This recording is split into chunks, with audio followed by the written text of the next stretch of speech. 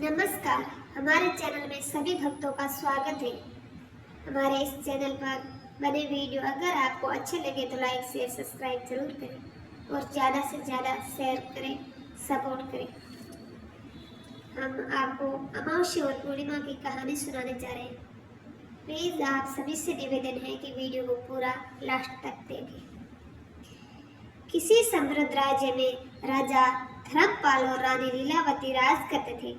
उनके दो पुत्र थे जिनका नाम वीरेंद्र और शौर्य थे तथा उनके दो पुत्रियां भी थी। एक बेटी का नाम अमावस्या था और एक का नाम पूर्णिमा थी। पूर्णिमा जिसका मुख चंद्रमा जैसा दिव्य था। वह सुबह से संध्या तक मंदिर में भगवान शिव की आराधना करती थी, गरीबों को भोजन देती थी, तुलसी को जल चढ़ाती, अपने माता पिता की सेवा करती थी। पूर्णिमा बहुत ही धार्मिक प्रवृत्ति की थी। वे हमेशा पूजा पाठ किया करती, गरीबों की सेवा करती और घर का सारा काम भी करती, सभी प्रकार का काम भी करती थी। लेकिन वही दूसरी ओर अमावस्या जिसे राजसी ठाट पसंद थे, वह दिन भर श्रृंगार करती, नौकरों पर चिल्लाती, पूजा को व्यर्थ का कर्म कहती। अमावस्या को पूजा पाठ में कोई रुचि नहीं थी।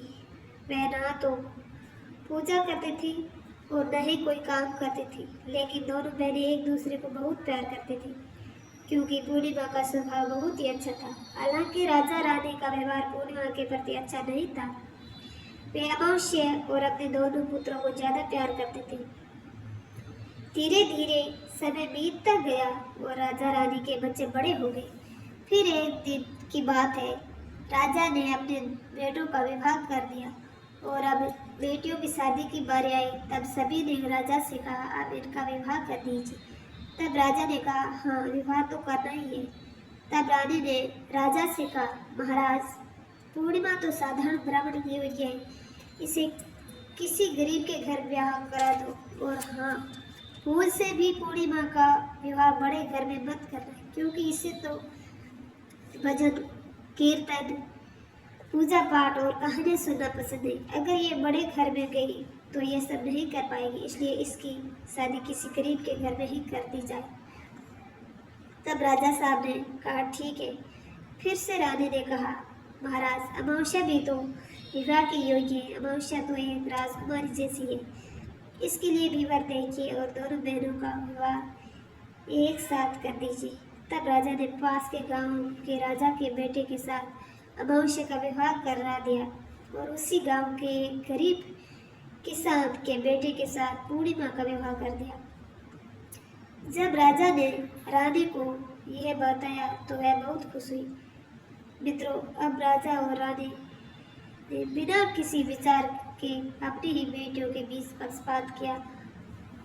रानी के कहने के अनुसार अमावस्या का विवाह धनवान के राजकुमार से हुआ। उससे सोने चांदी की पालकी नौकर चाकर दिए गए। वहीं दूसरी ओर बेचारी पूर्णिमा को एक किसान के घर भेज दिया गया। उससे केवल एक पुरानी साड़ी और बस एक तुलसी का पौधा दिया गया। तब रानी मन में सोचती हुई कहती है कि अब देखते हैं कि पूर्णिमा गरीब किसान के घर कैसे रहती है, क्या वो वहाँ भी पूजा पाठ करती है, देखते हैं भगवान उसकी क्या और कैसे मदद करते हैं। अब उन दोनों की विदाई हो जाती है। अमावस्या को पूर्णिमा अपने ससुराल में चली जाती है।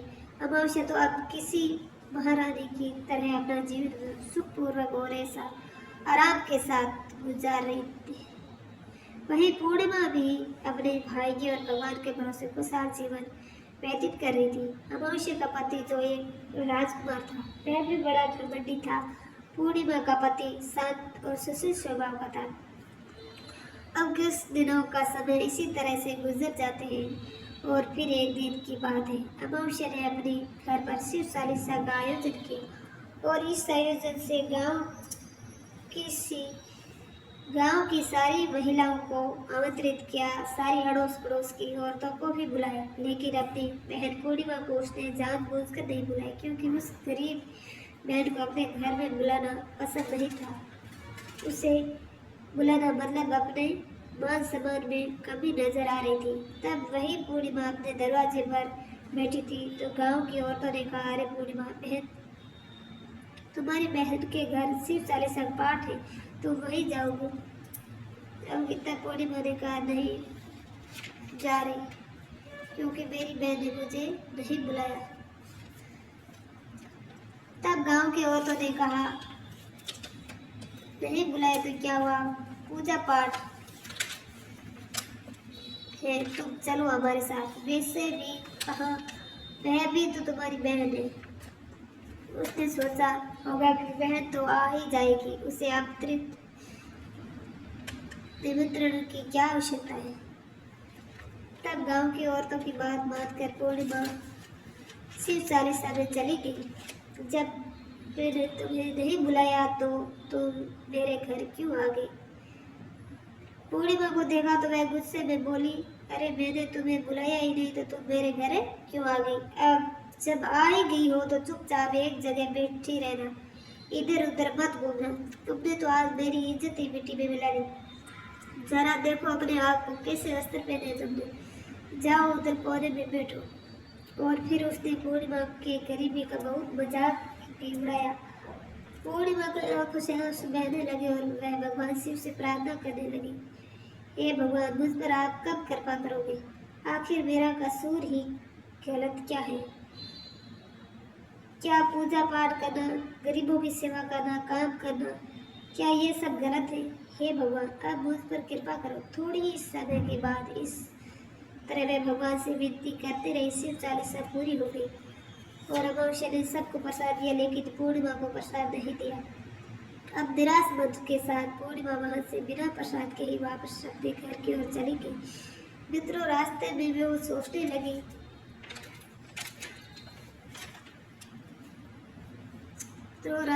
सोचने लगी, घर पर बच्चे प्रसाद मांगेंगे तो मैं क्या कहूँगी? क्या मैं अपने भाई के से मिलने अपने मायके चली जाऊँ? क्यों न मैं अपने भाई से मिलने मायके चली जाऊँ? फिर वह चलते चलते अपने मायके की तरफ बढ़ने लगी। तभी उसे एक तुलसी का पेड़ दिखा। वहाँ एक चबूतरा बना था जिस पर एक बूढ़ी माँ बैठी थी। उन बूढ़ी माँ ने पूर्णिमा से कहा, पूछा, बेटी तुम कौन हो और कहाँ जा रही हो? क्या तुम मेरी एक मदद कर सकती हो? तब पूर्णिमा ने अपना परिचय दिया। फिर बूढ़ी माँ ने कहा, बेटी देखो, मेरा तुलसी का पौधा सूख रहा है, इसमें थोड़ा जल डाल दो और चबूतरे की सफाई कर दो, थोड़ी ठंडक मिलेगी। अब पूर्णिमा ने तुलसी का जल डाला और बूढ़ी माँ को भी स्नान कराया। उसने उनके चरण दबाए। फिर पूर्णिमा ने कहा, पूछा, माँ जी और कोई काम है क्या? तपस्या होकर बूढ़ी माँ ने कहा, नहीं बेटी, और कुछ नहीं, तुमने मेरी बहुत अच्छी सेवा की है, भगवान तेरा भला करे। उन्होंने पूर्णिमा को खूब आशीर्वाद दिया और कहा, बेटी जब तुम अपने मायके से लौटो तो मुझसे अवश्य मिलकर जाना। पूर्णिमा ने कहा, ठीक है माँ जी। फिर चलते चलते रास्ते में उसे एक शिव मंदिर मिला। वहाँ भी एक चबूतरा था जिस पर एक बूढ़े बाबा बैठे थे। वे कोई और नहीं, स्वयं भगवान शिव थे। लेकिन पूर्णिमा ने उन्हें पहचाना नहीं और उन बूढ़े बाबा ने कहा, बेटी तुम कौन हो और कहाँ जा रही हो? कृपया मेरी एक सहायता करो, बड़ा पुण्य मिलेगा। पूर्णिमा ने अपना नाम बताया। तब बाबा ने कहा, बेटी क्या तुम इस मंदिर की सफाई कर दोगी? यह बहुत गंदा हो गया है और मेरे नहाने के लिए 2 बाल्टी पानी भर देना तो तुम्हारा बहुत एहसान होगा। मेरा शरीर थक चुका है, इसलिए अब मैं कोई भी काम नहीं कर पा रहा। तब पूर्णिमा ने मंदिर की सफाई की, भगवान शिव की पूजा की और बाबा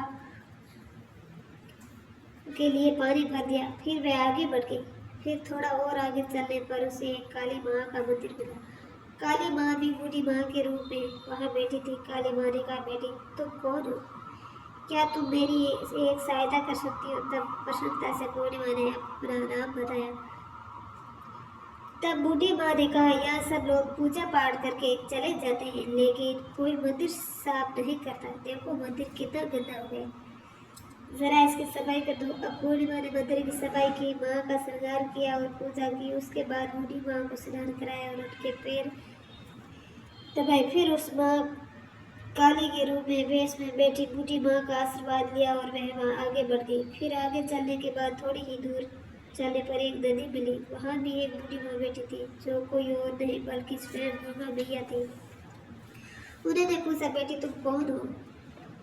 कृपया मेरी सहायता करो। तब पूर्णिमा ने अपना नाम बताया। तब गंगा मैया ने कहा, बेटी क्या तुम मेरी थोड़ी सेवा करोगे?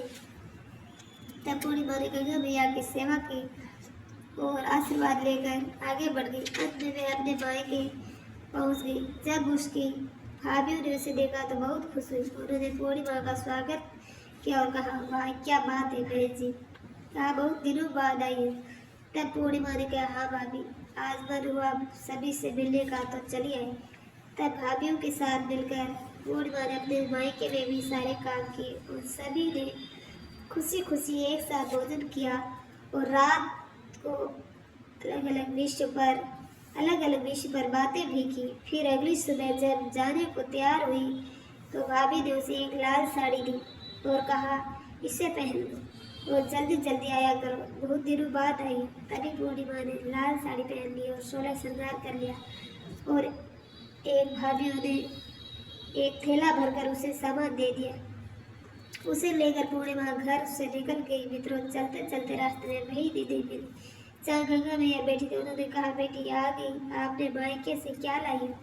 पूर्णिमा ने थैला दिखाकर कहा, माँ जी मेरी भाभीयों ने कुछ सामान दिया है। तब गंगा माँ ने भी एक थैला निकाला और उसे पूर्णिमा के हाथों में देते हुए कहा, माँ देते हुए गंगा माँ ने कहा, बेटी यह लो, मेरी ओर से एक छोटी सी भेंट। यह बहुत भारी है, मैं इसे कहाँ रखूंगी, लेकिन याद रखना कि इसे रास्ते में मत खोलना, घर जाकर ही खोलना। तब पूर्णिमा ने कहा, ठीक है माँ जी। और अब वह आगे बढ़ गई। थोड़ी ही देर के बाद वही काली माँ का मंदिर मिला। वहाँ भी बूढ़ी माँ ने पूर्णिमा को एक थैला दिया। अब उनके पास 3 थैले हो गए। फिर आगे बढ़ने पर वही शिव मंदिर मिला। वहाँ भगवान शिव ने भी उसे एक थैला दे दिया। अब 4 थैले हो गए। फिर चलते चलते वह तुलसी माँ से मिले, उन्होंने भी एक थैला दिया। अब 5 थैले हो गए। जब पूर्णिमा अपने घर पहुंची तो उसने सभी थैले को खोले। पहले थैले में खाने पीने की चीजें और कपड़े थे। दूसरे थैले में सोने चांदी के आभूषण थे। तीसरे थैले में धन संपत्ति थी। चौथे थैले में अनाज भरा हुआ था और 5 में महंगे वस्त्र थे। अब पूर्णिमा के घर में किसी चीज की कमी नहीं थी। वह खुशी खुशी रहने लगी। फिर एक दिन पूर्णिमा ने सोचा, क्यों न मैं एक शिव चालीसा का आयोजन करूं, और उसने शिव चालीसा रखी और सबको बुलाया। वह न्योता देने के लिए अपनी बहन अमावस्या के घर भी गई और फिर जब अमावस्या अपनी बहन के घर आई तो उसने पूर्णिमा के घर में धन दौलत देकर आश्चर्यचकित रह गई। उसने पूछा, अरे बहन, अचानक से तुम्हारे घर में इतना धन कहाँ से आ गया? तब शांत स्वर में पूर्णिमा ने कहा, देखो बहन, जिस दिन तुमने चालीसा रखी थी तो मुझे नहीं बुलाया, फिर भी मैं बिना बुलाए तुम्हारे घर गई, लेकिन तुमने मुझे प्रसाद नहीं दिया। फिर मैं मायके गई और वहाँ से यह सब लेकर आई हूँ। अमावस्या ने कहा, अच्छा तो ये बात है, अब मैं भी जाऊंगी मायके, तुम भी मुझे डांटना और प्रसाद भी मत देना। तब पूर्णिमा ने कहा, अरे बहन, यह तो भगवान का प्रसाद है, मैं तो सबको दूंगी। लेकिन अमावस्या ने प्रसाद नहीं लिया और घर जाकर बच्चों से कहकर मायके चली गई। अब चलते चलते रास्ते में वही तुलसी माँ मिली। जब उन्होंने अमावस्या से कहा, बेटी ये चबूतरा साफ कर दो और तुलसी ने पानी डाल दो, कृपया मेरी मदद करो। जब क्रोध में आकर अमावस्या ने कहा, ये बुढ़िया, मैंने इतनी महंगी साड़ी पहनी, ये गंदी हो जाएगी, मैं कुछ नहीं करूँगी। फिर आगे चलकर भगवान शिव मिले तो उसने ऐसा ही कहा। काली माँ और गंगा माँ से भी उसने यही कहा। उसका अभद्र व्यवहार देकर सभी देवी देवता रुष्ट हो गए। अब जब वह मायके पहुंची तो भाभीयों ने उसे देखकर कहा, अरे महारानी, ये कहाँ से आ गई? इससे तो कुछ काम भी नहीं आता, बस आ गई अपना मुंह उठाकर भोजन खाने के लिए, बिना बुलाए ही आती है, इसे कोई शर्म ही नहीं है। अरे तभी रात्रि में अमावस्या खाना खाकर सो गई। सुबह होने पर मैं बोली, भाभी मैं जा रही हूँ। भाभी ने कहा, ठीक है जाओ महारानी जी। तब अमावस्या ने कहा, भाभी पूर्णिमा को तो आपने थैला दिया, मुझे कुछ नहीं दिया। भाभी ने कहा, जाओ तुम्हारे घर थैला पहुँचाएगा। तब अमावस्या चल दी। रास्ते में गंगा मैया, काली माँ, भगवान शिव और तुलसी माँ सभी ने उसे थैले दिए। लेकिन जब वह घर पहुंची और थैले खोले तो एक में मिट्टी, दूसरे में पत्थर और तीसरे में बिच्छू सांप निकले। अमावस्या ने अपना सिर पीट लिया और कहा, हे भगवान, मुझे मायके में भी कुछ नहीं मिला और यहाँ भी कुछ नहीं मिला। फिर वह दौड़कर पूर्णिमा के पास गई और बोली, तुझे इतना सब कुछ मिला, मुझे कुछ नहीं मिला। तब पूर्णिमा ने कहा, मैं मायके जाती हूँ तो भाइयों का काम करती हूँ, तुम तो कभी भाइयों की मदद की ही नहीं। तुमने गंगा मैया, शिव, भगवान शिव और काली माँ और तुलसी माँ को भी ठुकरा दिया है, इसलिए भगवान ने तुझे कुछ नहीं दिया और उनका अपमान किया। तब अमावस्या ने कहा, बहन, मुझे माफ कर दो, मैं सदा ही तुम पर अत्याचार किया, अब मैं भी भक्ति करूंगी। तब पूर्णिमा ने कहा, बहन, 3 सूत्र याद रखना, सदैव दूसरों पर दया करना, हमेशा और प्रतिदिन 40 जप पढ़ना। तीसरी बात, ओम नमः शिवाय का 108 बार जाप करना। अब इससे अब तुम्हारे सारे दुख दूर हो जाएंगे। घर आए लोगों की सेवा भी करना। भगवान ने जो 3 सूत्र दिए उन्हें प्रसाद के रूप में स्वीकार कर लेना और हृदय में बसा लेना। मैंने सच्चे मन से भगवान की पूजा की, सबकी मदद की, इसलिए मुझे सब कुछ मिला। तुम्हारे पास जो भी था वह तुम्हारे अहंकार के कारण खत्म हो गया। अब अमावस्या अपने घर गई और पूजा पाठ करने लगी। वह भगवान शिव से माफी मांगने लगी और धीरे धीरे उसकी भी परिस्थिति बदलने लगी। तो मित्रों, जय हो भगवान शिव की। अगर आपको ये वीडियो पसंद आया हो तो कमेंट बॉक्स में कमेंट करके ज़रूर बताएं। साथ ही इस वीडियो को ज़्यादा से ज़्यादा शेयर करें। जय श्री शंकर भोलेनाथ। जय हो।